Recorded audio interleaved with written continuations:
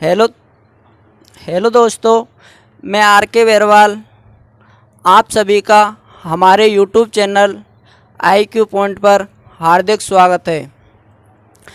आज हम आपको सामान्य विज्ञान स्टार्ट करेंगे, जो कि सभी एग्ज़ामों में महत्वपूर्ण होती है। कोई सी भी एग्ज़ाम उठा के देख लो, रेलवे है, SSC है, पटवार है, रीट है, तो सभी एग्ज़ामों में जो साइंस होती है वह महत्वपूर्ण होती है। तो जो हमारा पढ़ाने का तरीका रहेगा वह रहेगा कि जो भी हम किसी भी टॉपिक को पढ़ाएंगे तो उस टॉपिक से जितने भी रिलेटेड जो क्वेश्चन बनते हैं, जो कि पिछली एग्ज़ामों में आए हुए हैं, वह उसे देखते हुए कि यह क्वेश्चन कहाँ से उठाया पिछली एग्ज़ाम में, उससे एक कदम आगे बढ़ते हुए क्वेश्चनों को लेंगे। तो हम जैसे ही हमारी वीडियो पूरी होती आएगी, उसके अंत में हम 15 से 20 क्वेश्चन का टेस्ट रखेंगे और उस टेस्ट को अगली वीडियो में हल कराएंगे, जिससे कि हमें यह पता लग जाए कि पिछले एग्जामों में क्वेश्चन कहाँ से उठाया है। तो उससे भी एक कदम हम आगे चलेंगे, तभी जाके हम सेलेक्टेड हो पाएंगे। तो चलिए दोस्तों, मेहनत करते रहिए और जो हम टेस्ट देंगे उसको भी हल करने की कोशिश कीजिए, और अगली वीडियो में हम उस टेस्ट को हल करवाएंगे। और जो टेस्ट को हल करवाएंगे तो उसमें जो क्वेश्चन वगैरह है उनको बताएंगे कि यह कैसे आया, कहाँ से उठाया गया। ठीक है दोस्तों, तो चलिए चालू करते हैं। तो जो सामान्य विज्ञान है, जिसे जनरल साइंस भी कहा जाता है, तो जो सामान्य विज्ञान होती है उसे 3 भागों में विभाजित किया गया है। कितने भागों में? 3 भागों में। पहले की अगर बात करते हैं तो पहला है जीव विज्ञान, उसके बाद में बात करते हैं दूसरा है रसायन विज्ञान। बिल्कुल जीरो लेवल से उठा के चल रहे, जीरो लेवल से लेके हाई लेवल पे लेंगे। तो सामान्य विज्ञान को 3 भागों में विभाजित किया गया है। पहला है जीव विज्ञान, दूसरा है रसायन विज्ञान, और तीसरे की अगर बात करें तो तीसरा है भौतिक विज्ञान। कौन सा है? भौतिक विज्ञान।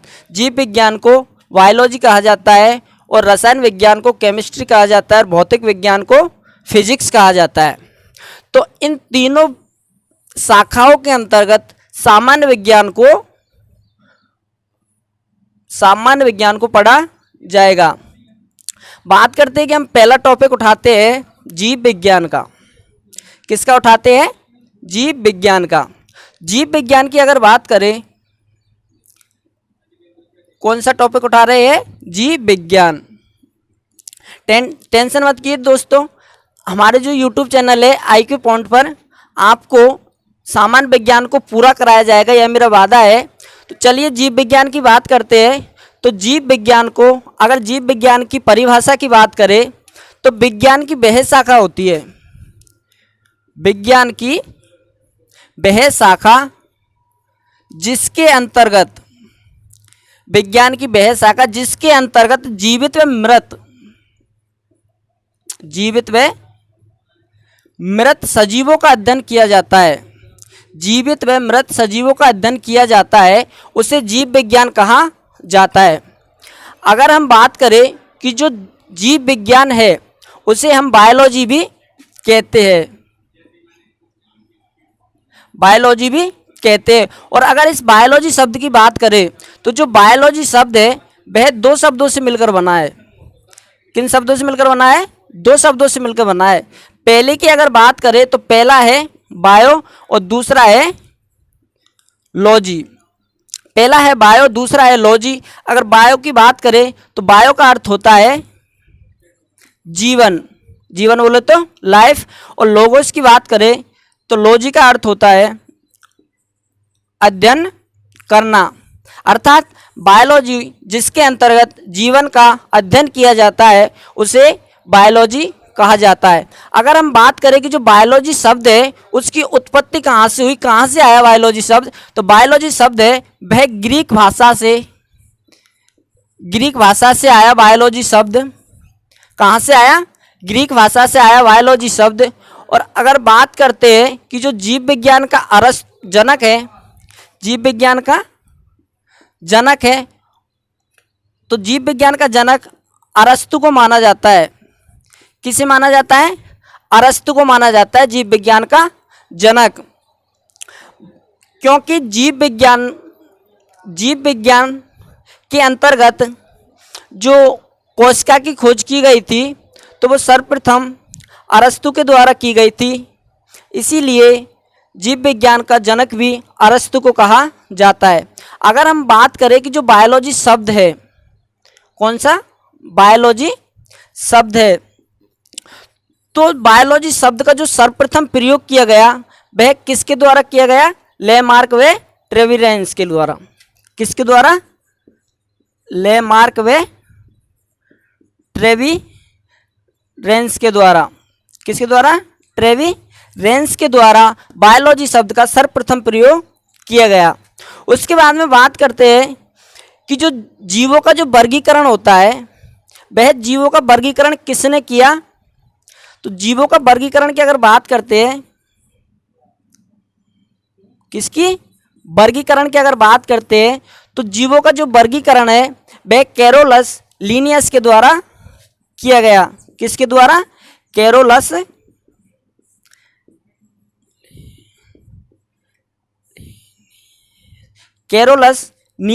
लीनियस के द्वारा जीवों का वर्गीकरण किया गया।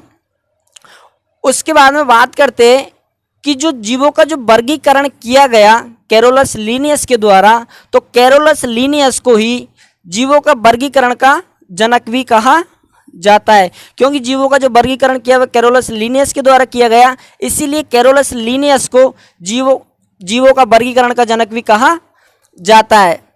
इसके बाद में बात करते हैं कि जो हमारे जीवों का वर्गीकरण है उसका जो अध्ययन किया जाता है वह किसके अंतर्गत किया जाता है? टैक्सोनॉमी के अंतर्गत।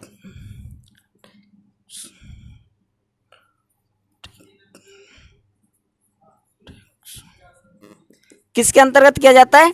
टैक्सोनॉमी के अंतर्गत जीवों के वर्गीकरण का अध्ययन किया जाता है, जिसे टैक्सोनॉमी कहा जाता है। बात करते हैं कि हम जो जीव विज्ञान है उसे दो भागों में विभाजित किया गया है। कितने भागों में? दो भागों में विभाजित किया गया है। पहले की अगर बात करते हैं तो पहला है जूलॉजी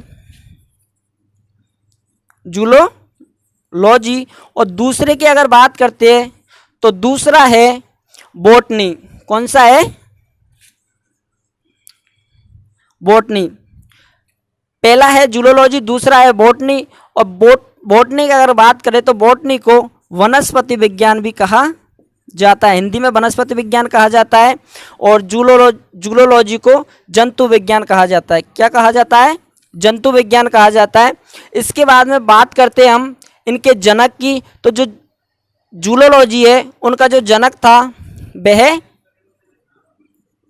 थियोफ्रेस्ट था। कौन था? थियोफ्रेस्ट था, जो कि जूलॉजी का जनक था। बात करते हैं हम कि बॉटनी का जनक कौन था, तो बॉटनी जो कि वनस्पति विज्ञान है जिसके जनक थे अरस्तु। कौन थे? अरस्तु। जीव विज्ञान के जनक की बात की हमने तो वो अरस्तु था। और जीव विज्ञान को दो भागों में विभाजित किया गया। पहला था जूलॉजी, दूसरा था बॉटनी। और बॉटनी को वनस्पति विज्ञान के अंतर्गत रखा गया है और जूलॉजी जो जंतु विज्ञान कहा जाता है। तो जूलॉजी के जो जनक थे वे थियोफ्रेस्टस थे, जबकि बॉटनी के जो जनक थे वह अरस्तु थे। अगर हम बात करते तो जो आधुनिक जीव शास्त्र था, क्या था? आधुनिक जीव शास्त्र। आधुनिक जीव शास्त्र के जनक की अगर हम बात करें तो आधुनिक जीव शास्त्र के जनक चार्ल्स डार्विन को माना गया है। किसको माना गया है? चार्ल्स डार्विन को माना गया है। इसके बाद में ये थी जीव विज्ञान बायोलॉजी की बेसिक जानकारी। इसके बाद में हम जीव विज्ञान के अंतर्गत पहला टॉपिक उठाएंगे कोशिका। कौन सा उठाएंगे? कोशिका। देखिए दोस्तों, अगर वीडियो में देखने में मजा आए, समझ आए, तो हमारे YouTube चैनल IQ पॉइंट को सब्सक्राइब करें, शेयर करें और बेल आइकन को दबाना बिल्कुल ना भूलें और अपने दोस्तों के साथ भी शेयर कर दिया करो। चलते बात करते हैं कोशिका की।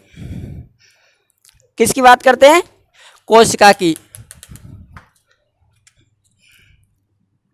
पहला टॉपिक लेंगे कोशिका। क्या लेंगे? कोशिका, जिसे सेल कहा जाता है। क्या कहा जाता है? सेल कहा जाता है। बिल्कुल टेंशन मत कीजिए, साइंस को हम पूरा कराएंगे। पहले सामान्य विज्ञान को, उसके बाद में रसायन विज्ञान को, उसके बाद में फिजिक्स को कंप्लीट करवाएंगे। इनकी ख़त्म हो गई। कोशिका, किसका अध्ययन करेंगे? कोशिका का। तो कोशिका की अगर बात करें डेफिनेशन की, तो कोशिका किसे कहते हैं? तो कोशिका है वह हमारे शरीर की जो सबसे छोटी संरचनात्मक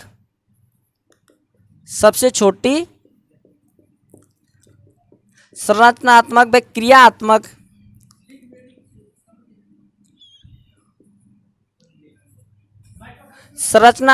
क्रियात्मक इकाई होती है, जिसे कोशिका कहा जाता है।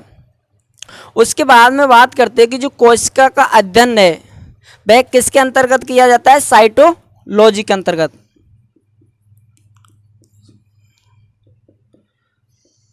साइटोलॉजी के अंतर्गत कोशिका का अध्ययन किया जाता है। और अगर हम बात करें कि जो कोशिका का सिद्धांत है वह किसने दिया? स्लाइडेन व स्वान ने। स्लाइडेन व स्वान नामक वैज्ञानिक थे जिन्होंने कोशिका सिद्धांत दिया था। उसके बाद में बात करते हैं कि जो कोशिका होती है वह किन से मिलकर बनी होती है, और कोशिका है जो हमारे शरीर में कहाँ पर इसका उपयोग है, क्यों हमारे शरीर के लिए आवश्यक है। तो कोशिका है वह पहले तो परमाणु होता है। परमाणु से मिलकर अणु बना, और अणु से मिलके पदार्थ बना। क्या बना? पदार्थ। और पदार्थ से मिलके कोशिका बनी। किससे मिलके? पहले तो परमाणु से मिलकर अणु बना, और अणु से मिलकर पदार्थ बना, और पदार्थ से मिलके कोशिका बनी। किससे मिलके बनी? पदार्थ से मिलके कोशिका बनी। और कोशिका के बाद में ऊतक बने, और ऊतक के बाद में हमारा शरीर बना। ऊतक के बाद में अंग, और अंग के बाद में शरीर, फिर शरीर के बाद में समुदाय, और समुदाय से मिलके जनसंख्या। क्या बनी? जनसंख्या। कोशिका के बारे में अपन पढ़ रहे हैं। तो कोशिका है वो कहाँ से आई, क्यों हमारे शरीर के लिए आवश्यक है। तो कोशिका है वह पहले तो परमाणु बना, परमाणु से मिलकर अणु बना, और अणुओं से मिलकर एक पदार्थ बना, और उन पदार्थों से मिलकर कोशिका का निर्माण हुआ। और जो कोशिका है, अनेक कोशिकाओं के से मिलने से ऊतक का निर्माण होता है। उन ऊतकों से अंग का निर्माण होता है, जो कि हमारे अंग है शरीर के। उन अंगों का निर्माण किससे हुआ है? ऊतकों से। और इन अंगों से मिलकर, सभी अंगों से मिलकर शरीर का निर्माण होता है, और शरीर से समुदाय का, और समुदाय के बाद में जनसंख्या। इसके बाद में बात करते हैं कि जो सर्वप्रथम जो कोशिका की खोज की गई थी,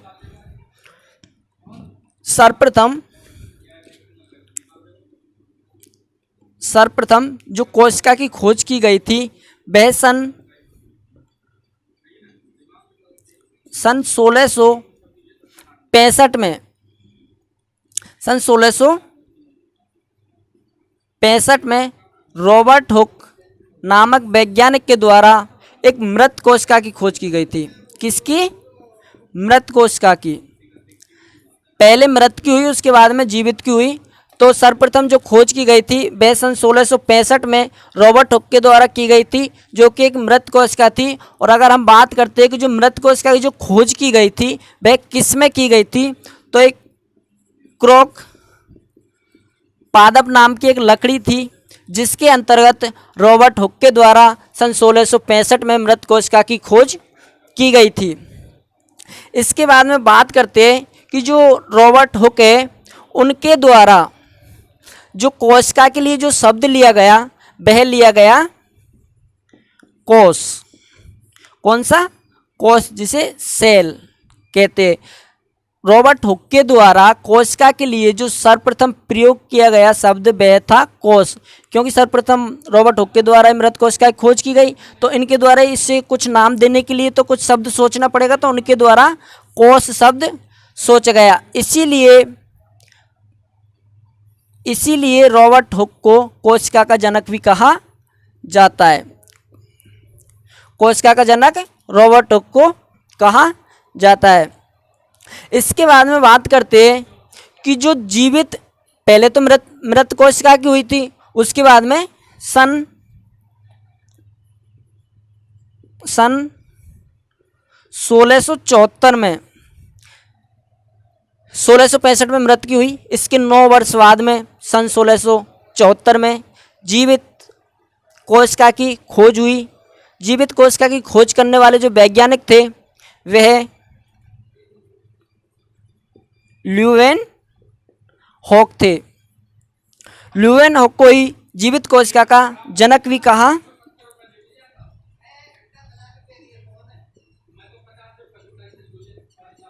जीवित कोशिका का जनक किसे कहा जाता है? ल्यूवेनहॉक को। ल्यूवेनहॉक को जीवित कोशिका का जनक कहा जाता है क्योंकि सन 1674 में ल्यूवेनहॉक के द्वारा जीवित कोशिका की खोज की गई थी, इसीलिए ल्यूवेनहॉक को जीवित कोशिका का जनक भी कहा जाता है। इसके बाद में हम बात करते हैं कि जो आधुनिक कोशिका है, क्या है? आधुनिक कोशिका।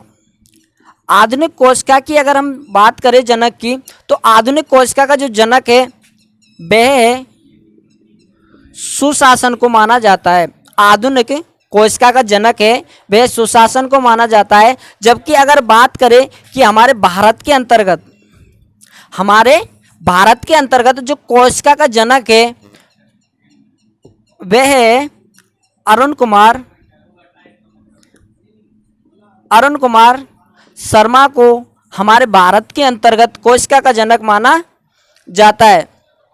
इसके बाद में बात करें कि यार जो रॉबर्ट हुक के द्वारा जो मृत कोशिका की खोज की गई थी और जीवित कोशिका की खोज ल्यूवेनहॉक के द्वारा की गई थी, तो उसे जो देखा गया वह किसके द्वारा देखा गया? तो जो सरल माइक्रोस्कोप है,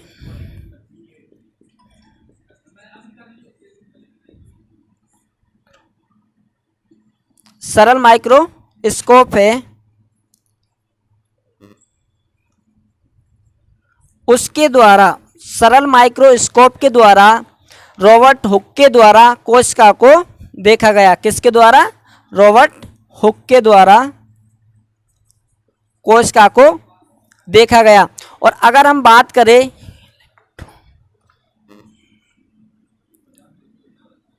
किसकी बात करें?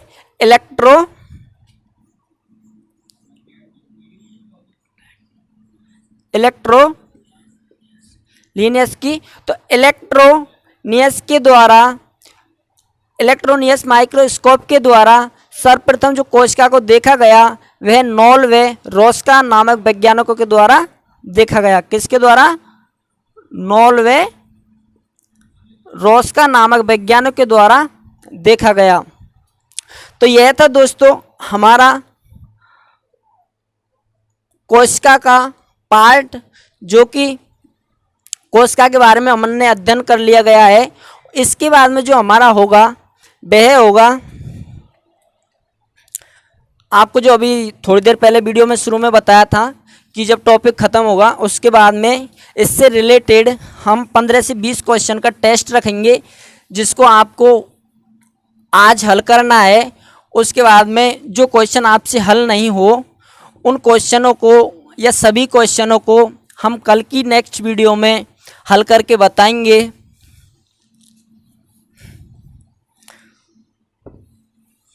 सभी क्वेश्चन महत्वपूर्ण है, सभी क्वेश्चन कुछ तो जो पिछले एग्जामों में आए हुए वे हुए और कुछ क्वेश्चन है जो उनसे एक कदम आगे बढ़ते हुए लिए गए हैं, ताकि आने वाले एग्जामों में आपको देखने को मिले। इस टेस्ट में 15 क्वेश्चंस रखे गए हैं। उन 15 क्वेश्चनों को आपको हल करना है। अगर हमारी वीडियो में जो भी कमी रहे उनको आप हमें कमेंट बॉक्स में बता दिया करो। हम भी आपके दोस्त हैं, हम भी कोई भगवान नहीं है जो हम पे कोई कमी नहीं रहे। तो हमें कमेंट बॉक्स में बता दिया करो कि सर आवाज़ नहीं आ रही है या बोर्ड पर दिख नहीं रहा है। ओके दोस्तों।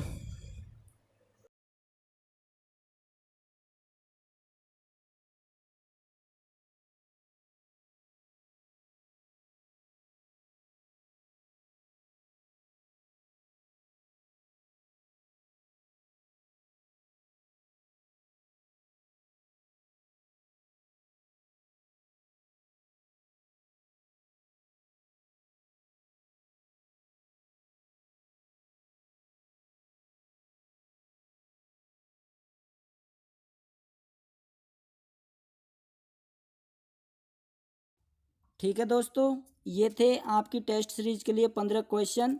इनको करिए और इनको हल है जो नेक्स्ट वीडियो में इनका केवल हल की जो एक वीडियो बना देंगे और वो कल डाल देंगे।